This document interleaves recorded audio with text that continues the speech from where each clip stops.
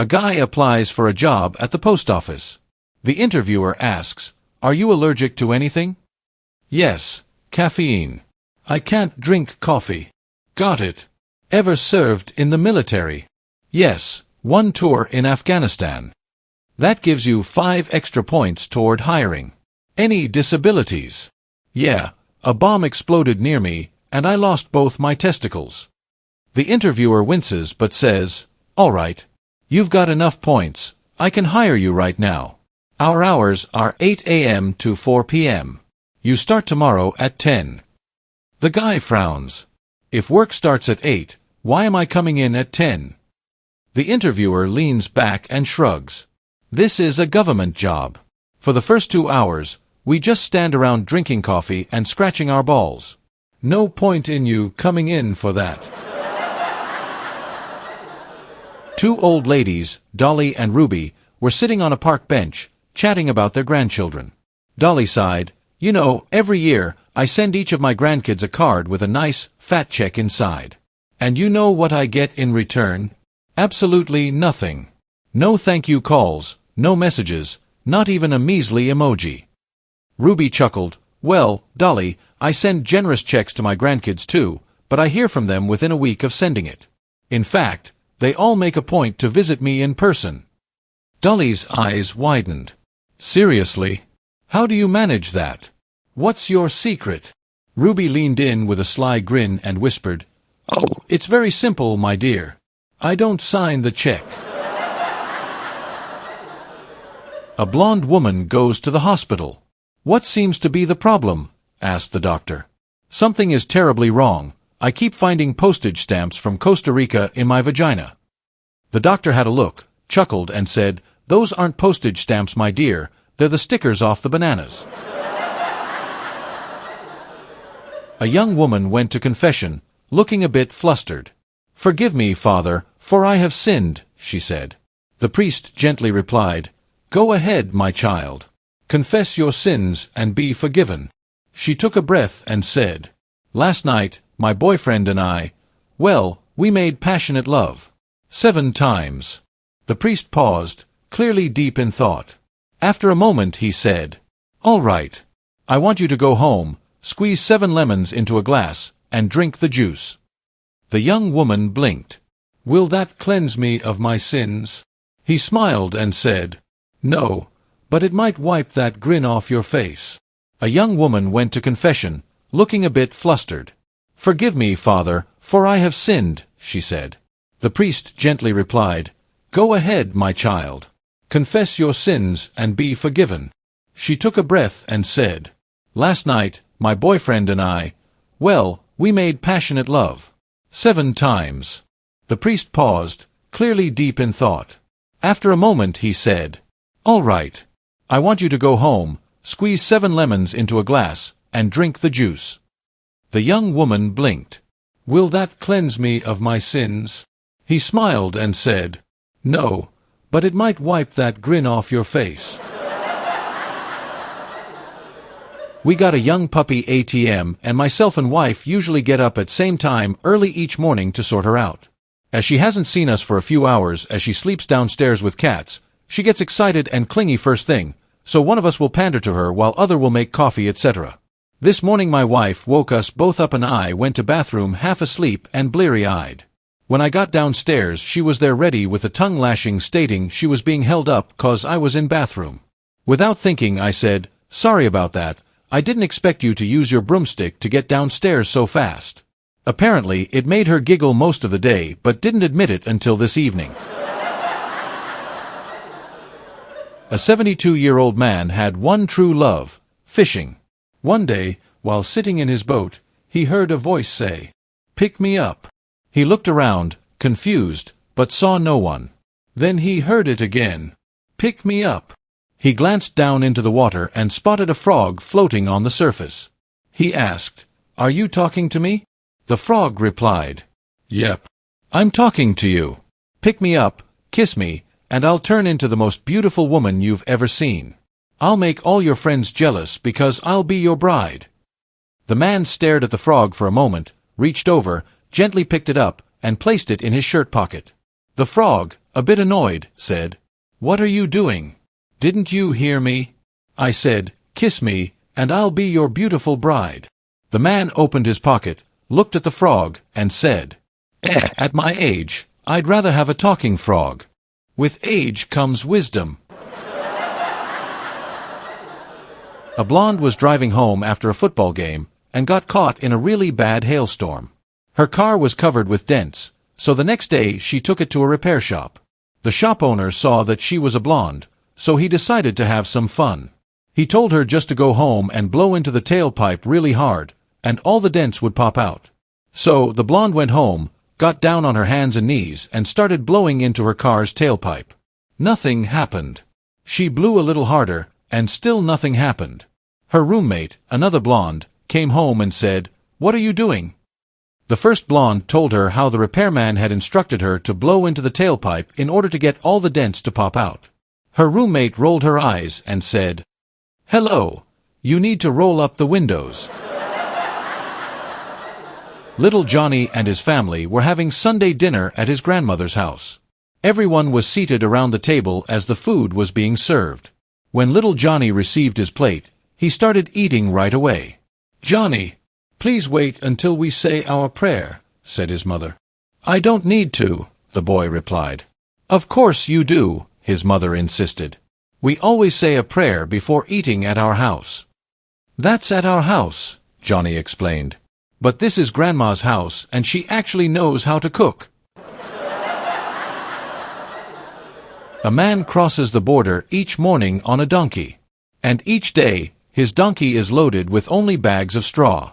When he reaches the bridge marking the border, the tax collectors search his bags to calculate what duty he must pay on his exports. Every day, they find nothing. And yet, in the evening, after their shift is finished and they are in the tea houses or restaurants in the city, they see the same man spending lots of money and boasting that he is in fact a smuggler and that no one can catch him. Every day, incensed at his bold claims, the tax collectors obsessively search his bags of straw.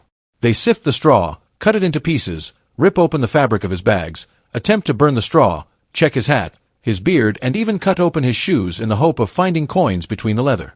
And yet, each evening, he is seen back in the city growing ever more prosperous and ever more brazen, even offering to pay for the tax collector's meals and drinks while continuing to tell stories of his wily smuggling. The tax collectors continue their futile interrogations of the straw bags for years, to no avail. This continues until, now a prosperous man, the smuggler moves away to another city and settles down to enjoy his wealth. Years pass, and one day, in the market, one of the retired tax collectors meets his old foe and asks, "Mister, many years have passed. I am no longer a tax collector and we are just two old men. Please, you can tell me, what was it you were smuggling all that time?" The smuggler replied, "Donkeys." Tarzan had been living alone in his jungle kingdom for 30 years with only apes for company and suitably shaped holes in trees for self-satisfaction. Jane, a reporter, came to Africa in search of this legendary figure. Deep in the wilds, she came to a clearing and discovered Tarzan vigorously thrusting into a jungle oak. She watched in awe for a while. Finally, overcome by this display of animal passion, Jane came out into the open and offered herself to him. As she reclined on the wild grass, Tarzan ran up to her and gave her a big kick in the crotch. In pain, she screamed, "What did you do that for?" Tarzan replied, "Always check for squirrels." A man got lost in the woods as night fell. Just when he thought he was doomed, he stumbled upon a small cabin and knocked on the door. An old Chinese man answered. "Sir, I'm lost and need a place to stay," the man said. The old man nodded. "You may stay, but one rule, do not touch my daughter. If you do, you will suffer the 3 worst Chinese tortures known to man." The man agreed. Then, at dinner, the daughter appeared, and she was stunning. Gorgeous. The kind of beauty that makes a man forget every promise he ever made. So, later that night, he snuck into her room. The next morning, he woke up with a massive rock on his chest. A note on it read, "Chinese torture number 1, rock on chest." The man laughed. "This is nothing." He picked up the rock and threw it out the window. As he did, another note stuck to his chest read, "Chinese torture number 2, rock tied to right testicle. Panic set in. Thinking fast, he decided to jump out the window.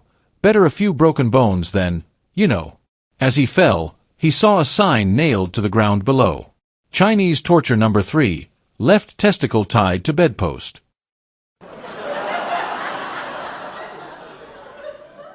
There was a Packers fan with a really crappy seat at Lambeau. Looking with his binoculars, he spotted an empty seat on the 50-yard line. Thinking to himself, what a waste, he made his way down to the empty seat. When he arrived at the seat, he asked the man sitting next to it, "Is this seat taken?" The man replied, "This was my wife's seat. She passed away. She was a big Packers fan." The other man replied, "I'm so sorry to hear of your loss. May I ask why you didn't give the ticket to a friend or a relative?" The man replied, "They're all at the funeral." A mechanic was working on removing a cylinder head from a Harley motorcycle engine when he noticed a well-known cardiologist waiting in his shop. The cardiologist was there for a consultation with the service manager about his bike, but the mechanic, spotting him, called out, "Hey, Doc, want to take a look at this?" Surprised, the cardiologist walked over to the mechanic's work area. The mechanic stood up, wiped his hands on a rag, and asked, "So, Doc, check this out. I open up the engine, take out the valves, fix them if they're damaged, and put everything back together. When I'm done, it runs just like new. So tell me, why do I make $39,675 a year, while you rake in $1,695,759, even though we're basically doing the same thing?" The cardiologist paused, smiled, leaned in, and whispered, "Try doing it with the engine running."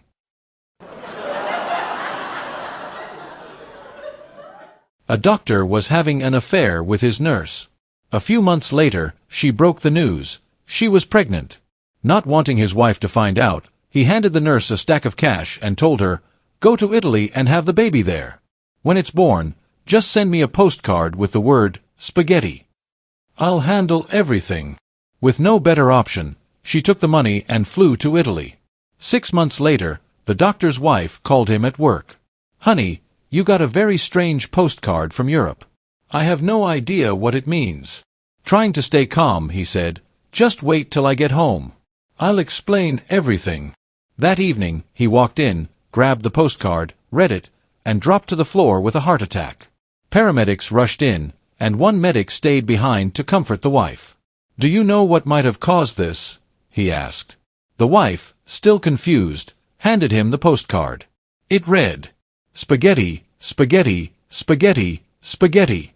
2 with sausage and meatballs, 2 without."